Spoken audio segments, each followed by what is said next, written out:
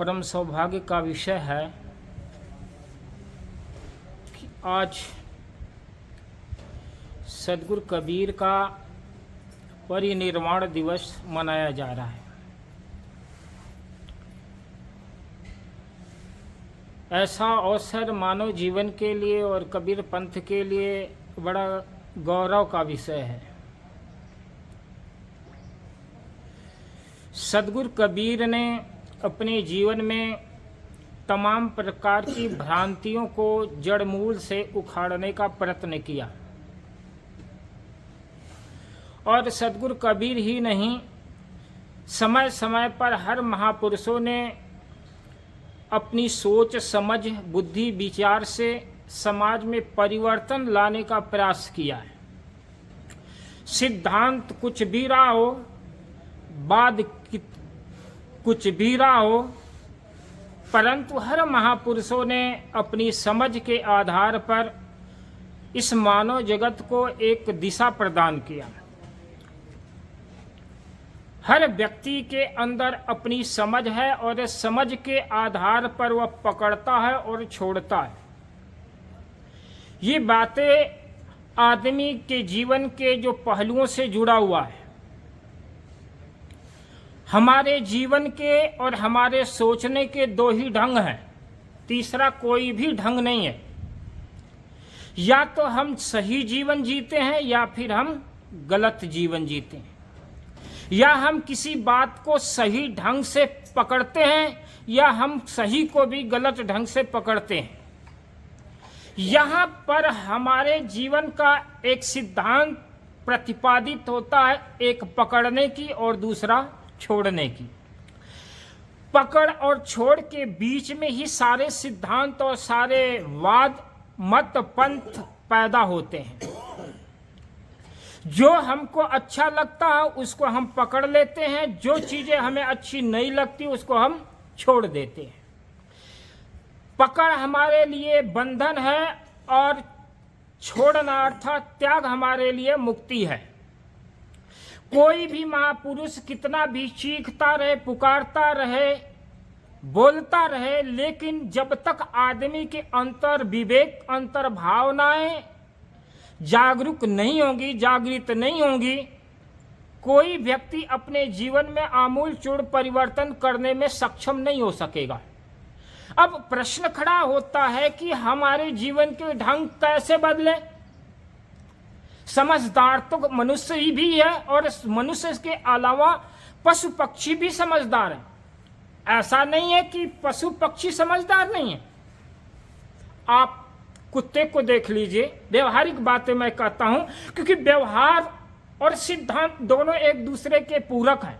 जब तक हम व्यवहार को निर्मल और पवित्र शुद्ध नहीं करेंगे तो सिद्धांत आप जीवन भर पढ़ते रहिए, उस सिद्धांत आपके जीवन में बदलाहट नहीं लाएगा। और हर एक सिद्धांत व्यवहार की परिशुद्धि के लिए, व्यवहार की निर्मलता के लिए, व्यवहार की पवित्रता के लिए बना हुआ है।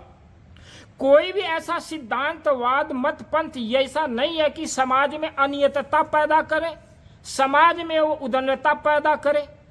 परंतु फिर भी जहां जहां समाज में सिद्धांत में बाद में आक्षेप पैदा हो जाता, विकृतियां पैदा हो जाती, वह विकृतियां ही रूढ़ी का जन्म ले लेती हैं और वही रूढ़ से ग्रसित होकर मानव पतन की तरफ बढ़ने लगता है। वही सभ्यता और संस्कृति पतन का शिकार हो जाती है।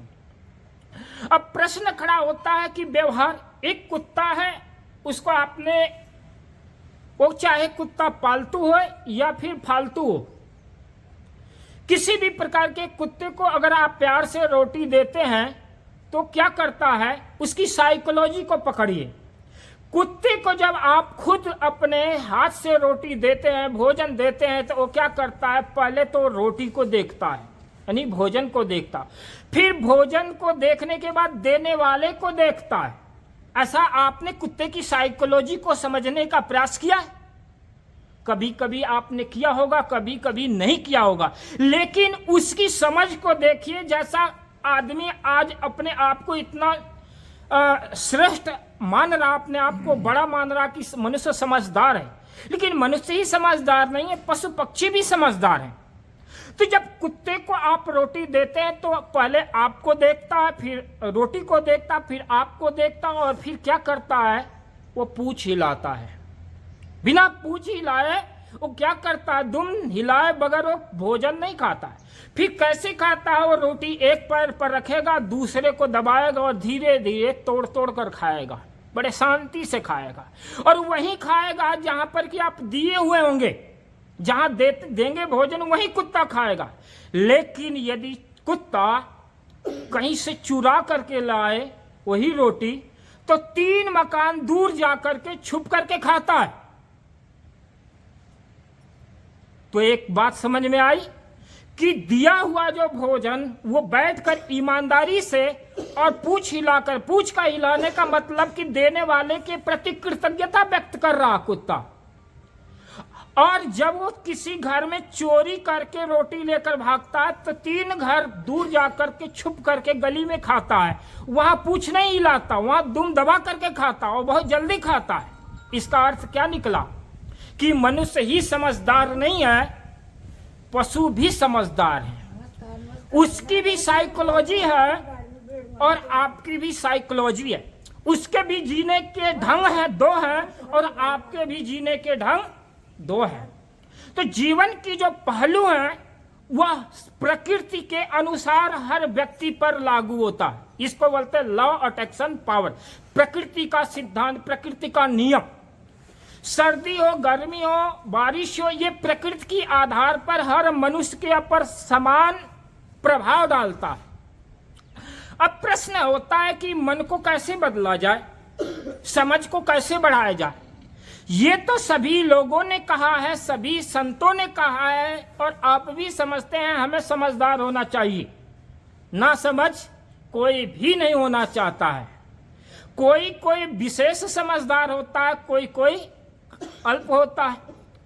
तो अगर हम एक धार्मिक व्यक्ति, एक शराबी है, शराब पीता है, एक जुआ खेलने वाला जुआरी है, जुआ खेलने वाला है, और हम उस शराबी और जुआरी के प्रति कैसा दृष्टिकोण रख रहे हैं। हर व्यक्ति, अच्छा आदमी उस जुआरी, शराबी, व्यभिचारी को किस दृष्टि से देखता है, हे दृष्टि से देखता है कि वो समाज का सबसे गंदा व्यक्ति है। और यहीं से धार्मिकता का अंत हो जाता है। एक अच्छा आदमी जब बुरे व्यक्ति को बुरा कहता है, उसी दिन वह बुरा हो जाता है, उसकी अच्छाई वहीं ये दिन मर जाती है। अच्छे आदमी जब अच्छे आदमी यदि बुरे व्यक्ति की बुराई का दृष्टिकोण बनाता है, सोच बनाता है, धारणा बनाता है, उस दिन ही उसकी सारी अच्छाई मर जाती है, खत्म हो जाती है। उसके लिए अच्छाई की कोई संभावना ही नहीं रहती।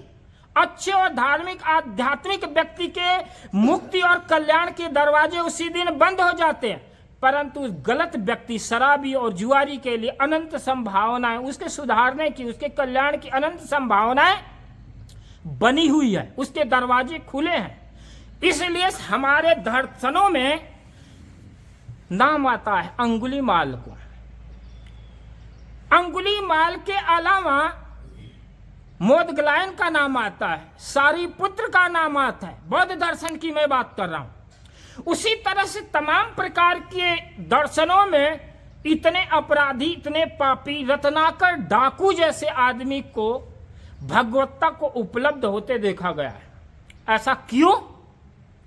क्योंकि गलत व्यक्ति के अंदर पश्चाताप होता है, उसके अंदर पश्चाताप करने की भावना होती है। और हमारे अंदर क्या होती है, हम हर व्यक्ति को हे दृष्टि से देखते हैं।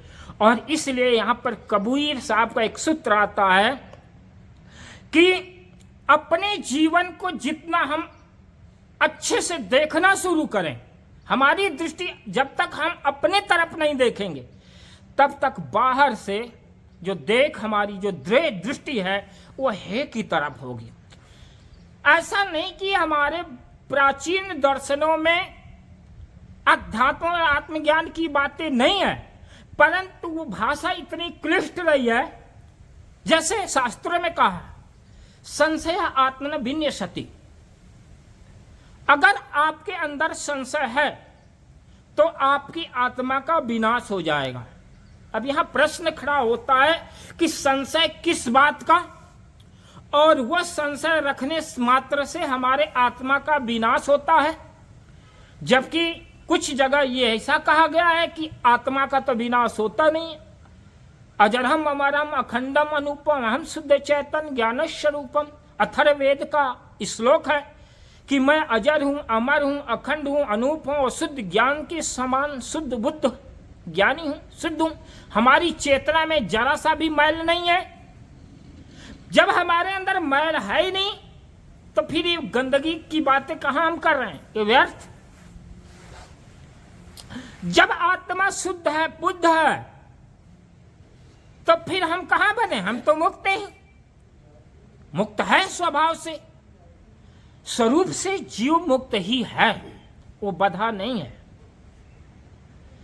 अब प्रश्न खड़ा होता है कि फिर मुक्ति मुक्ति के बारे में क्यों, निर्वाण की बातें क्यों?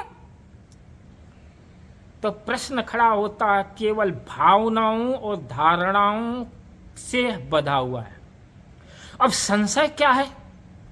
पहली बात ये ही संशय है कि हम बधे हुए हैं, हमारे मन में विकार है। अगर हम ये संकल्प ले ले कि हम मुक्त हैं और हमारे मन में कोई विकार नहीं है, तो हमारा जो मस्तिष्क है, जो हमारा अनकॉन्शियस माइंड है, जो हमारा अचेतन मन है, वह पॉजिटिव एनर्जी देना शुरू करेगा और हम बुराइयों को छोड़ने लगेंगे।